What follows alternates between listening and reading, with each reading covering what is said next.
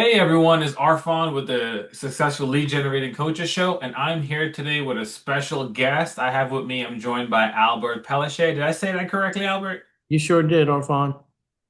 All right, awesome. So Albert is a expert, a coach, and author of What's on Your Back Burner book. And I'm excited because I want to get my hands on this book because it really dives into using your dormant desire to relight your fire. And this is something that's really powerful, especially for a lot of us who've been on an entrepreneur journey or have been just going through life and feel like we want more out of life.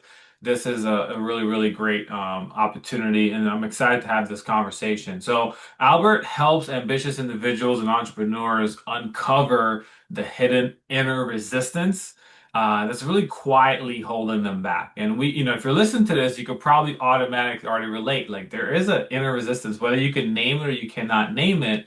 And that's what this conversation will be great for, especially if you cannot name it. Hopefully, we can maybe give you some tools to where you can start putting a name to it, right? So even if you think that you've done all the mindset work, he has a powerful and a really shockingly simple process to help you meet the part of yourself that doesn't want your goal to happen and to shift it from the inside out. Okay. So trust me when I say this isn't just a typical pep talk or a typical podcast interview. This is going to be some deep transformational stuff and some stuff that you may have only heard at a surface level. So I'm really, really excited to go on here. So if you've got goals and you can't seem to gain the traction to hit those goals, or if your motivation has been inconsistent and confusing, this episode is for you. And also at the very end of this conversation, we're actually going to give you an opportunity to get a copy of Albert's book. And also, Albert says that you can have a chance to do a free chat with him where you could be able to have a conversation with you and see where you're at. And I'll have him talk more about that later on. So stay tuned to the end so you can be able to get more information about that. All right. So without further ado, Albert, again, thank you so much for having me. And I would just love to start off by just sharing a little bit about your journey and what led you to the point you are right now in your business. I followed the typical script that we were taught, decades ago, which was to go into business for yourself and, be self-employed, put some Hmm. passive income in place, and that you get married, have some kids, and then all of that Yeah. would lead to happiness. And I followed the script, I followed the plan, got into multifamily real estate. But I found myself at some point, and my neighbors probably thought I was doing okay, but in my heart Hmm. of hearts, I wasn't really happy. I was pretty grouchy. Hmm. I had a bad reputation in the house. My wife would say, Hmm. "Oh, stay away from Dad. He's grouchy today." And Oh no. so, I was really kind of curious. How can you do everything right and still just don't get that inner satisfaction that is really Yeah. what we're looking for? And so, really, this led to a point where my business has actually started to take a turn for the worse. And my initial thought was, well, you know, this is bad. But last week when they were going okay, I still didn't really feel that great about it, right? So, is my only option here to just go back in and kind of get it going again. And I knew I could. Or Hmm. is there really some other missing piece? And so that's when I really started to look and see what was the missing ingredient. Uh, you know, Gotcha. that just kept it from feeling as good as I thought it should. So I want to dive into that, right? So I was looking at your work and your website, and you said something, and I just wanted to get a little more information about it. So you describe yourself as someone who lives at the intersection where ambition and laziness meet. And I've never heard that because you don't often put those two things together, ambition and laziness. So I want to just kind of hear about what does that really mean and how has it shaped your work?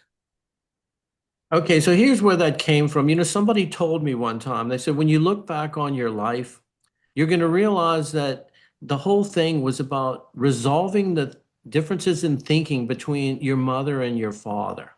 Mm, And I thought about it. My mom was always this. ambitious kind of, street hustle. She wanted more, she'd grown up in the projects of New Orleans as a young girl, and she just wanted a nice house of her own, wanted to live in a nice neighborhood. My dad, on the other hand, he was a bartender in the New Orleans French Quarter, and he was happy just going and working his job, getting his tips, come home. He turned down every possible promotion. He never wanted to be, the food and beverage manager. He just wanted to make his money and go home, So, Uh, lazy might be a little harsh, but it wasn't that same level of ambition. And what I yeah, I can realized, understand that. when somebody said that to me was, wow, this is what I'm trying to do. I am ambitious. I do have goals. I want to achieve things, but at the same time, I have this kind Hmm. of counterbalancing thing. It's like, man, really, does it have to be hard? Can I just kind of put a minimal effort in and just trying to do those two things at the same time? You can see it's challenging. However, Yeah. I meet people who I think are really super successful, and when I talk about this, they admit, oh yeah, you know what, I'm lazy too. And that actually comes as a shock to me, because they don't look lazy, but I guess when they No. go home and you don't see them, killing it on the playing field, uh, apparently everybody has a little bit of laziness in them. We do want to put forth the least amount of effort. Yeah, I feel like we can also look at that in two extremes. When we think of ambition, it's either you're the super ambitious person who's always hustling, they sacrifice sleep and they do whatever they got to do, and not looking at, well, I have ambition that I want to achieve more in life. I want to experience the best this life has to offer.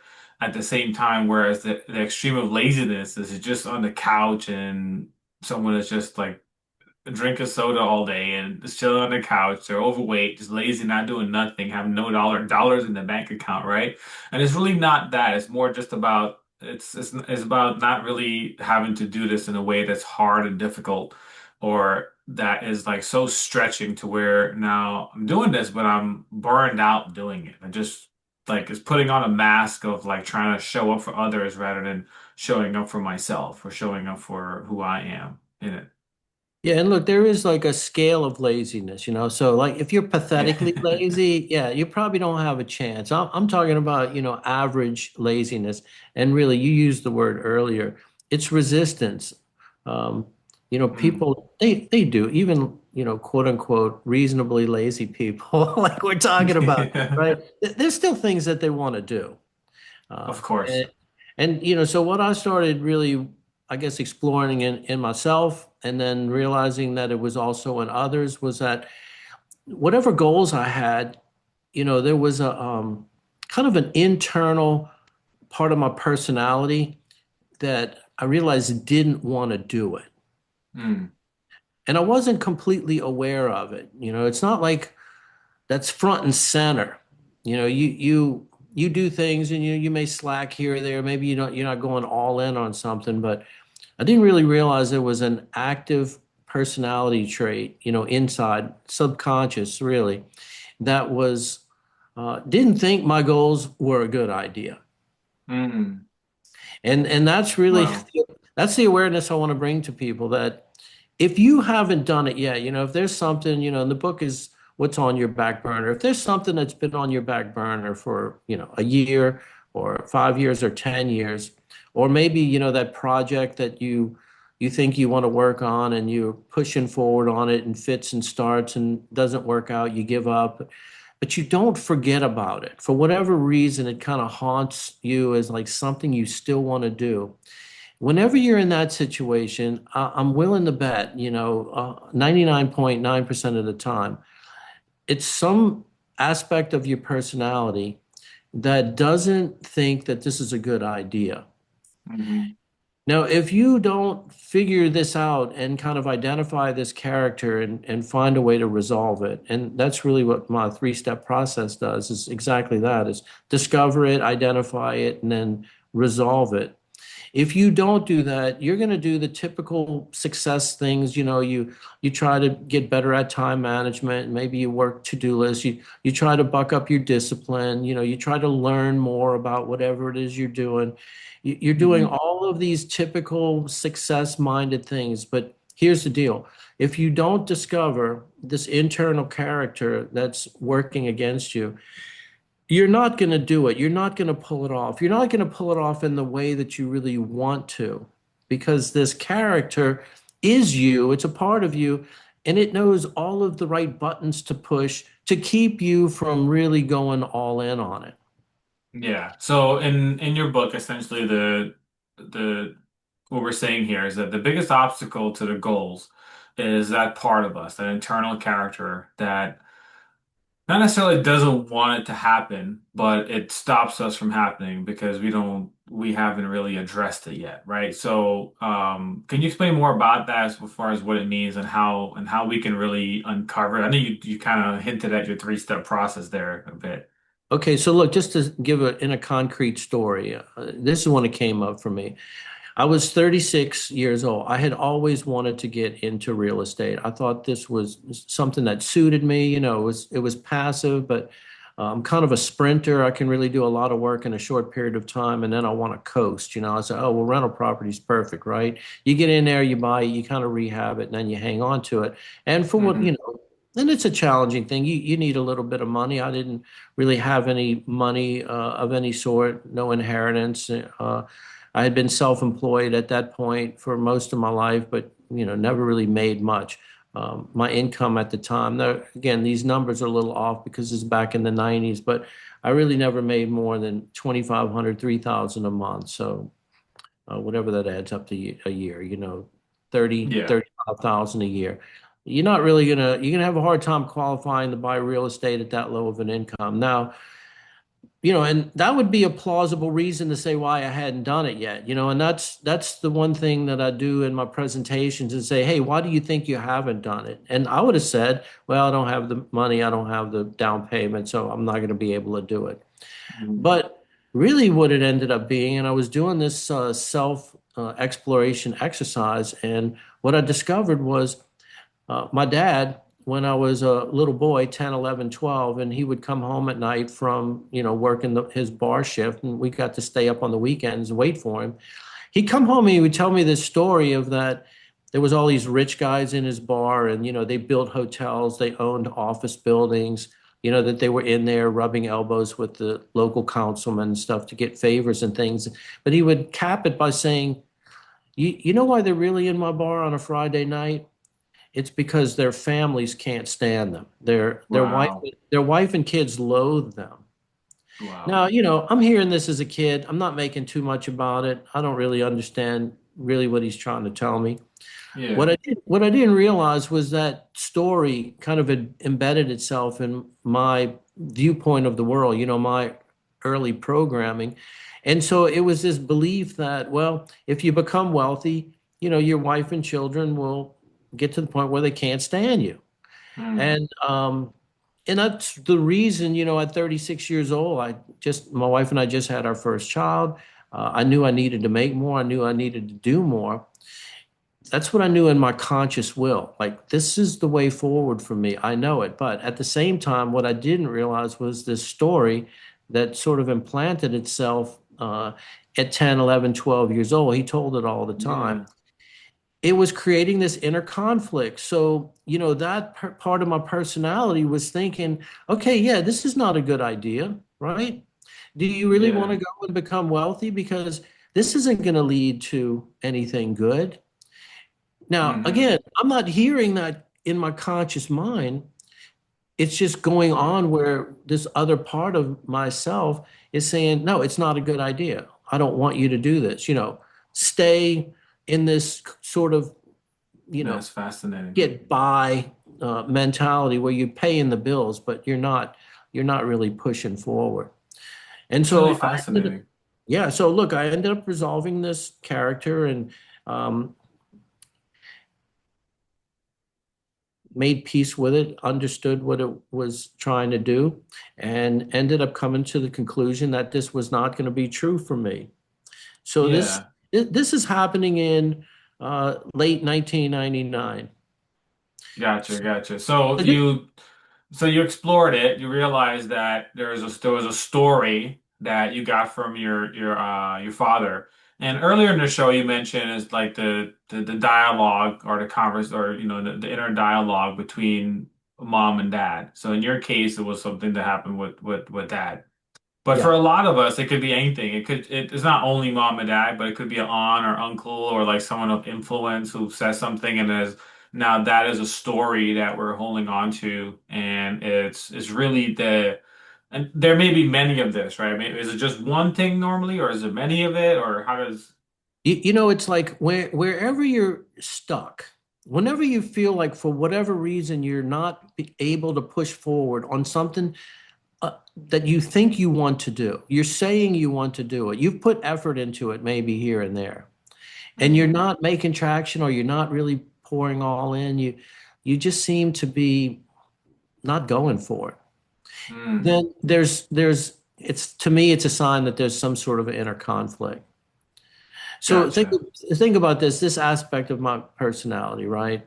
Uh, and we could name it, little Al. So little Al is thinking, hey, this is dangerous, right? You're going to go for this, and you may blow up your family, which is what you really care about the most. So Hmm. I don't think it's a good idea to pursue this goal. So little Al, unbeknownst to me, right, can sort of shake me off the trail, like, yeah, no, you know, that's not a good idea. Maybe you should do something else. Go get a job, or try to work harder in what you're doing. It's given me other ways to, and look, in some sense, when you're really going after a new project, you're pushing, you're spending money, you're investing things, you're taking risk. What it was going to take in this case for me, Arfan, was to borrow all the home equity out of the house that I had just bought a year before. It took me 6 years to save up that down payment. And now what was at risk was going out and taking out a HELOC and borrowing the entire 35,000 and plunking it down on a piece of real estate in a business I had never been involved in. So you can Yeah. imagine there is a part of yourself saying, hey, is this a good idea? Yeah, it's a big You spent a risk. Yeah. long time, right, saving this up, and now you're going to risk it all. Uh, Yeah, yeah. So but I appreciate that because then it's really just like whatever it is that you want to do, that pulling that you have, that thing that's always calling towards you, essentially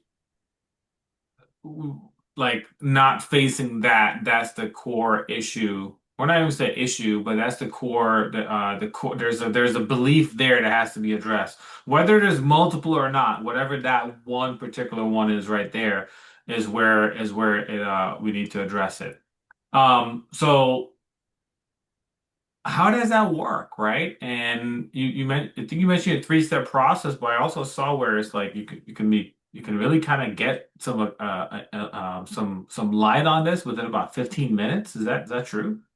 yeah, so the first part of the exercise, and this is in the book, this is kind of the awakening thing is on one side I say, hey, what's your goal, right? And then what are the reasons you think you haven't done it? And those are, they're all damn good reasons, they're plausible. But if I Mm, reframe the question, and flip the worksheet over and I say, okay, look, I want you to skip past the if I can do it, the doubt of whether you can pull it off or not, and put you into the headspace where you're saying, hey, you're doing it. It's done. You own the rental property, or you wrote your book, or you started this organization, or you left your job and you went out on your own. Whatever it is that you're doing. Okay, now that you're doing it, it's no longer a matter of can you do it. Now I want to know what bothers you, what worries you, what concerns you about this new reality you've created. mm, And when you're asked that question, that inner personality will answer and tell you all of the reasons why it doesn't think it's a good idea. And, it wow. sounds a little crazy, it sounds a little schizophrenic, really, but instantly people just, they can just knock out 8, 10, 15 reasons. They start Hmm. saying, oh, well, hey, what if I invest all this money and I really don't know what I'm doing, and I'm forced out, or the market turns and I lose this, and then I lose my home. These would be worries and concerns. Yeah. What if my wife doesn't think it's a good idea, and I do it anyway, and she ends up saying I ended up wrecking the family finances, and it leads to some kind of split or divorce. These would be the concerns of that inner personality, and they're they're Yeah. valid. They're valid. Yeah, absolutely. Yeah, they're valid. These are all things that lead to a sense of an exaggerated sense of loss. Mm, So this counterbalancing inner subconscious personality, it's really keeping this whole list of reasons that it thinks of things you could lose if you do it, right? gotcha. And if I'm doing a workshop live or doing a keynote where I'm doing this speech, you can just see the stunned look on people's faces. They really realize for the first time, oh wow, I know on some level I'm thinking this, but I've never really seen it in black and white written down on paper. And Yeah. it is shocking. So, the prescription is to do a new list every day for 7 to 10 days. And, the reasons keep coming. But what you do Wow. realize as the days go on is that first initial shock of um, the scariness factor of it, it starts to dissipate Hmm. as you realize that these things that you're saying out loud, maybe they're not relevant as you thought, because it typically comes from a younger version of yourself. So when I was doing this, thing personally, I'm 36, right? But I'm sort of debating back and forth with the 12-year-old version of myself. So, the Yeah. 36-year-old version is thinking, okay, well, maybe that's not so relevant. Now, that doesn't solve the problem completely, Arfan, but you start to become aware, like, oh, I do have this long list of things that, you know, would be bad if they're. Yeah. It's like this list of all the fears, concerns, and things that really just standing in the way of the now that we put our mind in, okay, you're living in this now. It's no longer a daydream or a wish. What's coming up now? And those are very valid because our mind is so powerful that when we are visualizing and imagining, we really are sometimes in this reality. So what comes up is very tangible and very, is valid. But I like what you're saying is like it may not be real, but at least we're gaining awareness for it now. So we could start to see and we could take a look and see, okay, well, are these, you could tell me if I'm incorrect here, but we could start looking and saying, okay, is these are legit, these are kind of silly, these are kind of like way wild, but it's what my mind is coming up with anyways. Um, I'm actually curious to know if you would mind sharing if in this entire process if there has been one of your clients or even with yourself that have just really had a powerful breakthrough or that you just was just surprising to even you or to them using this process. Well, for me personally, right, I pulled the trigger on buying those two duplexes. They were just a block from my house, and I intended to buy one. I ended up buying two, and Oh, really, how I about that? rehabbed them. I got the rents up. I had more people paying a little higher rent and getting in there, and then I was really excited. I found other things I wanted, and the bank said, "Well, man, now you have a mortgage. You have, this HELOC loan. Now you just took out two more. We can't loan you any more money." I finally found a bank that said if I sold one of the duplexes I just bought, they would lend me the money to buy these two fourplexes, and I did it. Hmm. Okay, so this happened in April of 2000. So here's what I want you to realize, Arfan. In 120 days after resolving this inner conflict, Yeah. I had 10 rental units, each one clearing about $200 a month free cash flow was 2 grand. Wow. It was almost doubling my income. Now, you Yeah. know, these aren't big, huge numbers. It wasn't like I could go buy a jet airplane or anything, but for me, it was significant to, double my income, realizing this was just one inner conflict. And Hmm.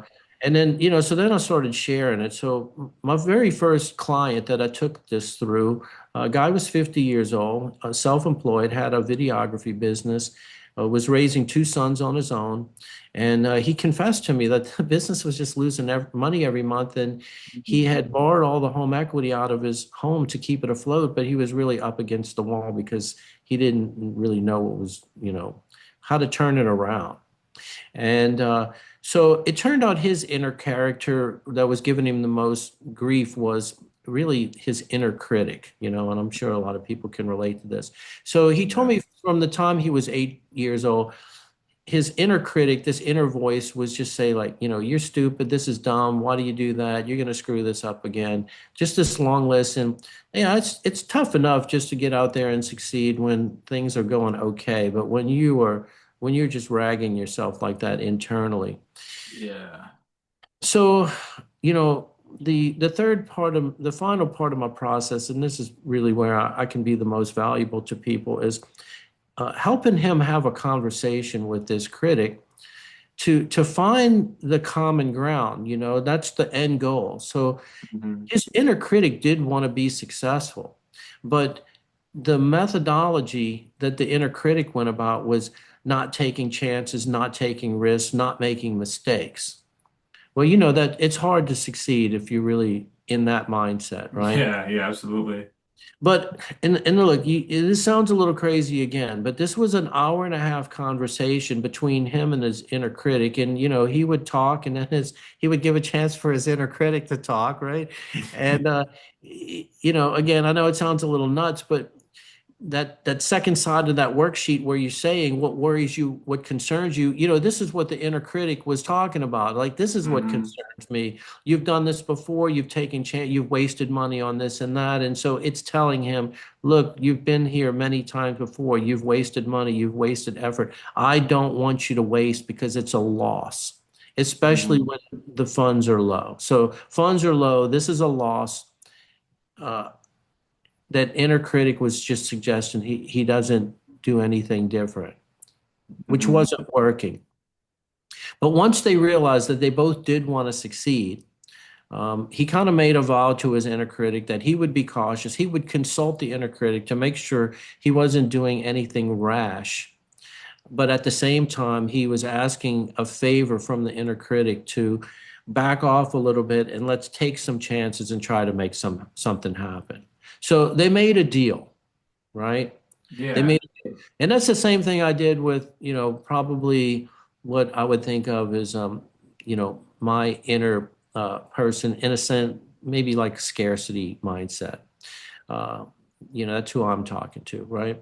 So Hmm. he makes Hmm. a deal, and within 90 days, he ended up applying for a job that he said was a dream job that he had didn't even apply for 2 years prior, and he ended up being the communications director for the lieutenant governor, of our state.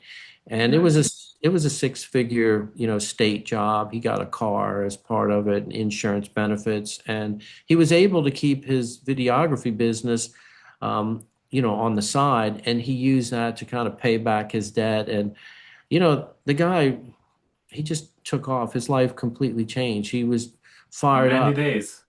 just like that. It was amazing just to watch. Yeah. He just, he made that move and applied for that job and had the confidence to go for it.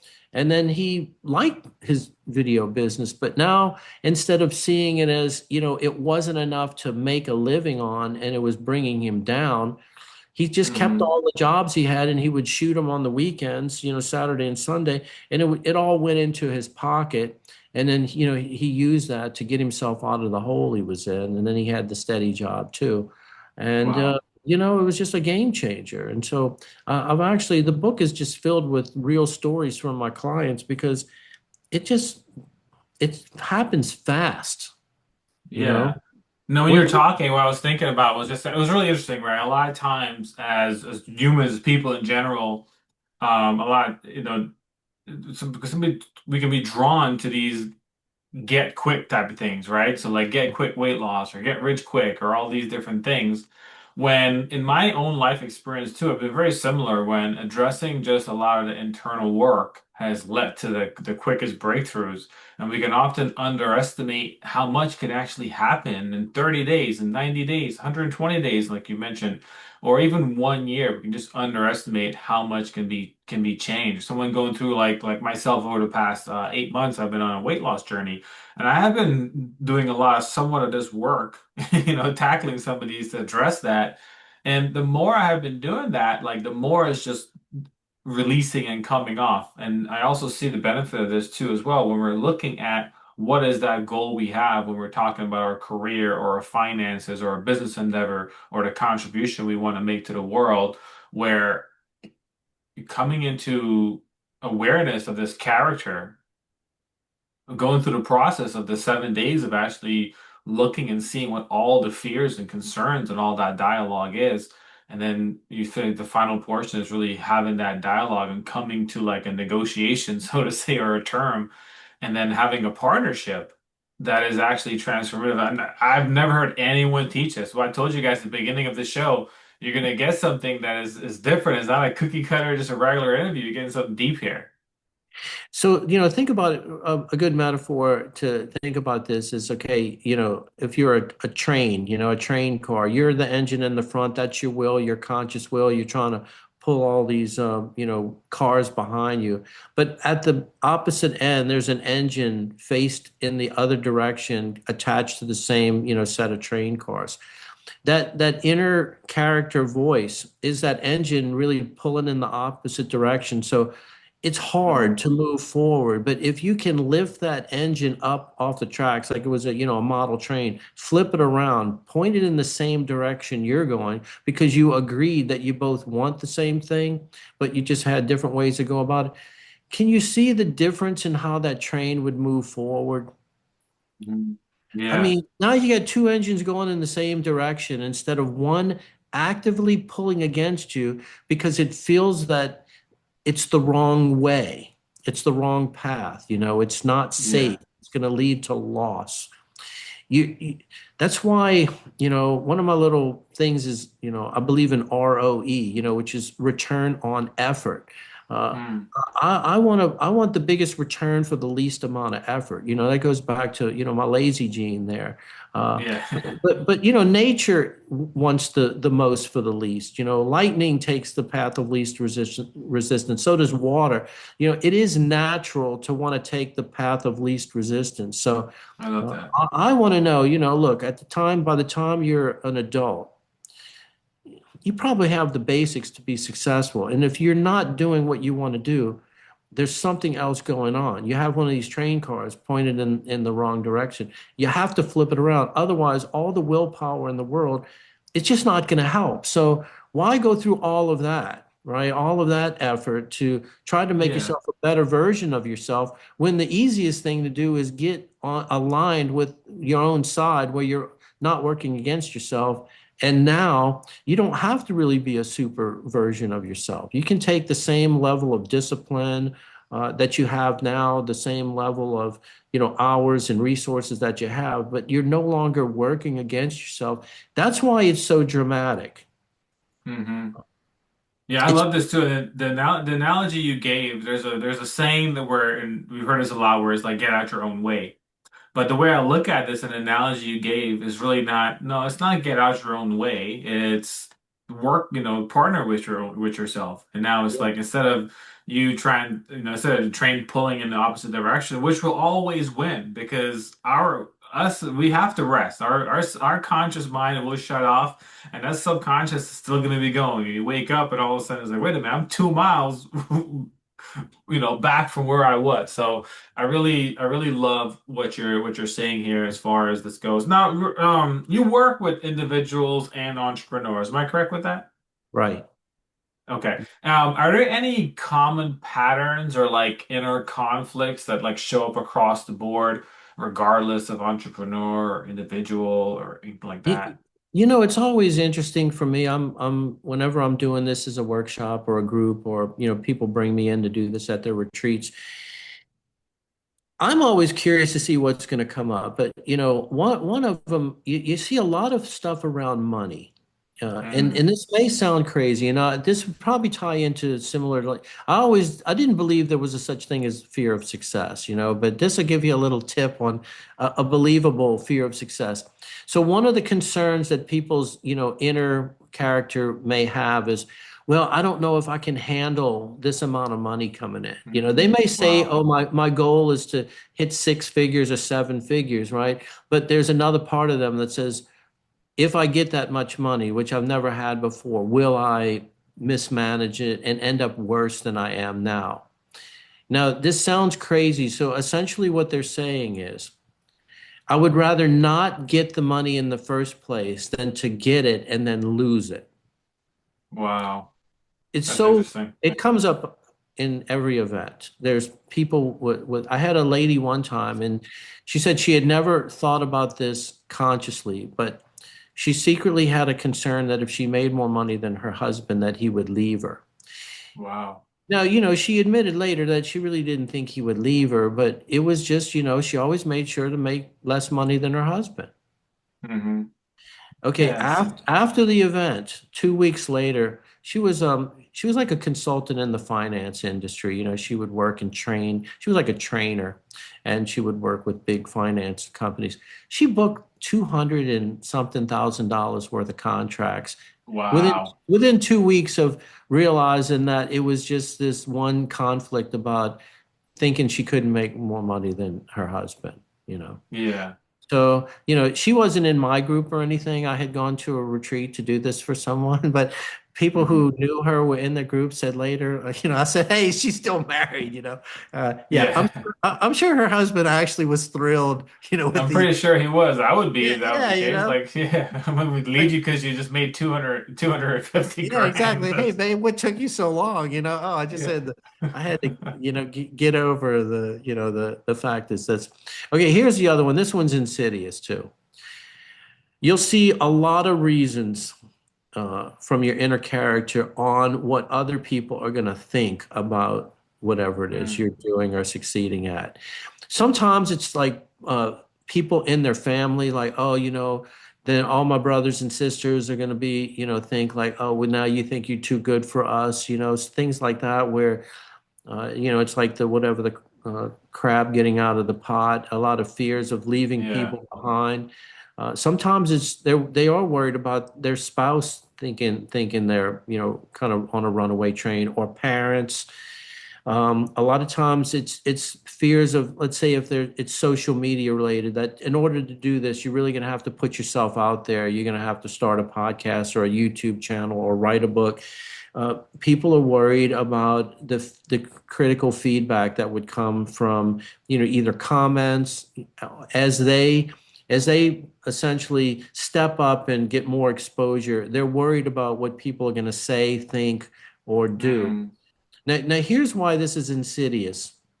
mm. If if what's holding you back is based on what someone else is going to say or think, do you have any control over that whatsoever? Not at all. Okay, so it's really not something you can resolve very easily. You can't make sure everyone in the world is going to behave the way you want Yeah. when you're doing this, right? The only thing you can do is be willing to feel the sensation of that person saying or doing whatever they're saying. That's within your power. So if I have a client that is predominantly concerned with the way other people are going to react, the pathway forward is to get them to open up and be willing to feel the discomfort of Mm, being criticized or talked about or you know um, being some of your family saying something to you like, hey, that you find um, is kind of separating you from your group or your tribe in some way. You have to be willing yeah. to just feel that feeling, because that's all it is just a feeling. That Hmm. feeling is that person has defined as uncomfortable or painful. And so what their inner character is doing is helping them to avoid that pain or discomfort by not going forward on their goals or dreams, in which case there's no criticism or negative feedback. You see, so they're okay, right? They're safe. Yeah. You're safe by not doing it because there's no chance of all Yeah. that. You're not subjecting yourself. Now, this is huge, Arfan. This will keep people totally stuck. Yeah, no, absolutely. Because it's just that, the your your inner dialogue, the inner character, the subconscious in a sense is not gonna let you move forward with anything with all that there. And it really comes down to something that's uncontrollable, really. It's also false because we also don't know if any of that will happen. It could also be a complete opposite. We don't know what people's behavior is going to be like. Even if we think we know them so much, they could Yeah, surprise and us. and look, you are gonna you get some of it. Uh, you know, Yeah. Yeah. it, But if you can be okay with it, then it doesn't matter. Yeah, there's one thing in the entrepreneur space we say is that once you start seeing people hate on you, that's how you know you're doing it. Like you're on the right path because it's almost inevitable to see it happens. When we run ads, we see it all the time in our ads where you get trolls, you get people who don't even know you who will just have to have some kind of comment for they don't Right. know any, they don't know any better and they just commenting their inner feelings to And out which loud. one do most people fixate on too, right? They have that The, negative one. the 100 good ones or the one complainer, it's just human nature. That's the one you can't forget, is the one who says something nasty Yeah. about you. So look, for a lot of people, that's enough, Arfan, for them not to go forward. Yeah. So I love the whole process you shared right now, the whole deal. And I think everyone who's listening probably want to say, all right, they want to get going now. They want to start the process. They want to take this further. Let them know how they can get a hold of the book, how they can get a hold of you to be able to have you guide them through this so they're not doing it on their own. So they can make a change that could be quick, but not more importantly, it could be lasting. Yeah, so go to backburnerbook.com and there's a link on there to get the book. There's also a link that says work with Albert if you want to schedule a free coaching call with me and I'll help you unpack some of this. The bottom line though, I do want to say, for whoever wants to move forward, you got to do the exercise. They're not long, but I do find, and look, I was exactly like this myself, where I would read a book and you get to the end of the chapter and it would say, make this list or whatever. And for most of my Hmm life, I would just skip to the next chapter and start reading. I thought there was one piece of knowledge that I was missing. And if I just knew this one secret answer, everything would, fall into place. And what I found was, that didn't happen until I started doing the homework. So Mm. this is not a book you can just read the stories. I mean, it would be helpful, but you really have to do at least that first exercise that we were talking about, where you write the goal down and the reasons you think you haven't done it, and then flip it over and get into that different mindset and admit to yourself what this inner character's thinking. And you have to do it at least a week. It only takes 10 minutes a day, but you still have to do it for a week. And then after a week long, you start to feel the change in the energy. And that should motivate you to do the last two steps, which is to really dig in and identify that character, find out what they're all about, what they're getting their charge over, and how they have the power over you. And then in the last phase, make the deal. That's probably where most people would need my help is how do you Mm. really make a deal with yourself that's permanent and lasting? But I do promise that if you make a deal with your inner character, 90 days, 120 days, I mean, you won't recognize yourself. The people around you certainly won't recognize you. And, you're going to hit another ceiling, plateau of some point. And when you do, Mm. it's just like another layer. There's another character, and you can then do the same process, use the same process, and you can keep doing it. I've run into handfuls myself. Most of the people who work with me Yeah. end up helping them develop a list of 3 to 5. And we just do them one at a time, not more than one every couple months because you can become a little disoriented by changing too much. These are really protective mechanisms, Arfan, that they've been protecting you for your whole life. So it's not like you want to just toss them all away instantly. You want to work with them one at a time and just see the difference, and it'll give Yeah. you more confidence. You'll realize what's available to you as you keep, flipping these engines around in the right direction. It's mind-boggling. I love to see it. Hey, I would love to hear people's stories too if they do it, Yeah. because I really get a thrill, out of the success stories because it is almost like magic, but you still got to do the homework. Yeah, absolutely. I love that. You ever see, I have kids, so I've ever seen the movie Inside Out or Inside Out 2. It's the one where they kind of go into the little girl's head and have her emotions. So she has the Yeah. sadness, anger, all these Yeah. different joy and all that. So it kind of reminds me that you have like the characters, and essentially the one of the gist of it is you got to learn to work with these characters. And the more in partnership you are with them, the more success that starts to happen. So I'm excited to dive in and dig into the book myself, and also to schedule my own call with you so we can uncover some stuff and potentially looking at this. So I'm definitely looking forward to working with you. And for everyone listening right now, take advantage of the opportunity. It's very rare you come across someone who has the level of expertise and the depth of knowledge around this topic and around this subject, and that actually also has a proven framework that is not something that they've only done with themselves, but they've also done with others, others in a one-on-one setting, others in a workshop setting, a group setting, and a numerous setting. So Albert has the level of expertise you need to help you to really uncover what it is that inner resistance. And this is the biggest obstacle that's holding you back from achieving your goals. And we put it to the test, and like Albert says, in 90 days, 120 days, you will look different, you will feel different, you will be a different version of yourself, but a better version of yourself, that next best version of yourself. And it's something that I know all of us thrive for that, especially in the coaching world. A lot of us deal so much with the self-sabotage of really just, am I good enough, or that imposter syndrome that we can face. And really what it is not what's directly in front of you, but what's actually hidden underneath that. And once you can uncover that, that's where the key is. So I'm excited. Thank you so much, Albert, for being with us today, for sharing this information. Like I told you guys, it's deep. We're only able to cover so much on here. Yes, you could probably pause the video and write those things down, but don't just leave it at that, right? Step three is the most important one, and that's where Albert comes in. So Albert, remind us again, is backburnerbook.com/work with Albert if they want to book that call directly with you? Yeah, do it. I'd be happy to help people just get started on this. And I know of all the work I've ever done in self-development, personal development, this is just the one that's going to give you the most bang for the buck.